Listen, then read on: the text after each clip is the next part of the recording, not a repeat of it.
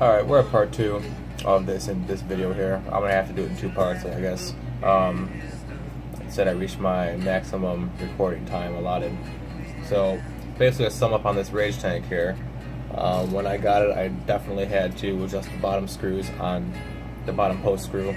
Now that it just wasn't giving me a warning message every time I put it in my IPv3 LI here.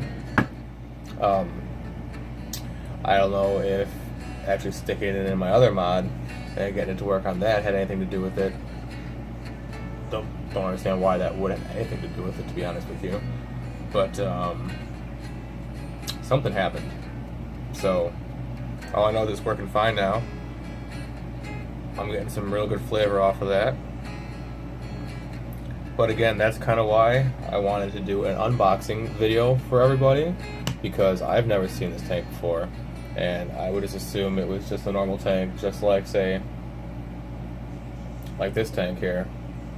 But it's not. It's different because it has all the different sections in it, all the different pieces. I'm trying to put it together. So, with this one, you know, when you unscrew it, it has that long piece of metal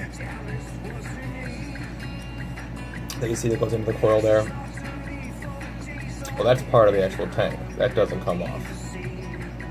But I guess because you can make this RDA, RBA, RTA, or SubOhm, and it comes with this piece here. This piece is actually cast one piece. So when you take that off, it just comes off with the lid, which would be that tube. So that's my take on that anyway. That's why I think they did it like that.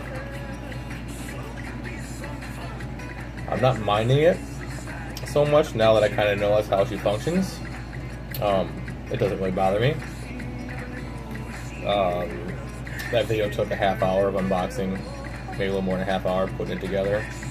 And this second part here is, you know, I had to start my second video right when I actually got it to work.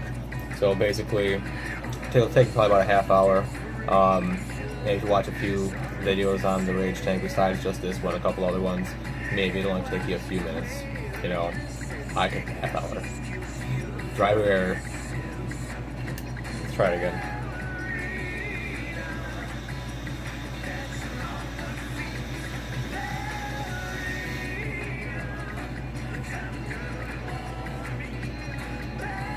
I'll tell you what, it's good. It works really well. And I'm a big airflow guy, so I got the airflow open up on the mouthpiece there. I also got both sides of the bottom just wide open. And it is a 0.5, it comes out to a 0.53 on my device here. 0.53 ohm coil. So on this one we're going to 25 watts.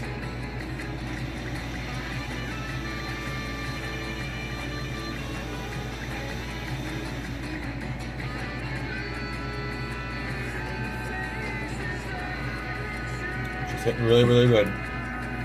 So I'm just going to sum up this second part of the 2-part video here, and I'm just going to say this: the rage tank so far seems very nice. The learning curve took me a half hour of putting it together, finding out what parts went where, how it went together, and once I had it together, I had to figure out how to get juice in that bad boy. Because, like I said, because of, you know, the different tips that you can put inside the tank there, the learning curve was different than, say, any other kind of a tank. So she's working very well right now. I'm gonna go ahead and I'm gonna, you know, vape on it for a little bit, and when I'm done with that, I'll probably put out a part 3 to this, which will be me actually trying to put some of those coils in there. I guess I'll start with the coils they sent me, just to kind of put them in there and see where they ohm out to be. I'm not really sure how they're going to be, but it looks like they sent me 4 coils. 1, 2, 3, 4, 5, 6, 7, 8, 9. Like a 12 wrap coils, I think. Looks like 28 gauge. So we'll go ahead and put those in the deck, and we'll kind of see how those do. So in the next video, I'll show you kind of how I install the coils, and I'll show you how we wick the coils, and we'll see if we can learn how to wick this thing together. So, again, I'm Billy G with Rise Liquid Vapor. This is the Rage Tank. So far, I have to say the little bit of a learning curve made me, at my very first impression of it, was I wasn't very impressed. Now after I got it together and I got it to actually fire and work, yeah, it's not bad. I'm a little bit impressed. I'll let you know my take on the other functions of it as well.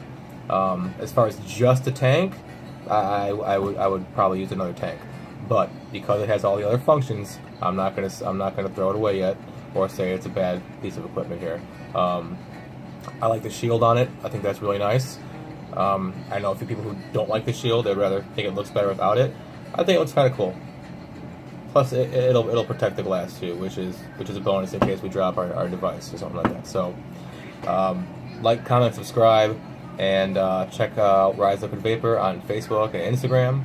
We're on Pinterest too. Pin. So, I'll be coming at you real soon with part 3, which will be the building of the RBA and checking out I'll go, after we build the RBA deck, we'll check out the RDA feature of this before we go into the RTA feature. That way I can switch it out, and before I add a bunch of juice, we get stuck having to finish the juice before I do the RDA version. So that's about it. I'll see you soon.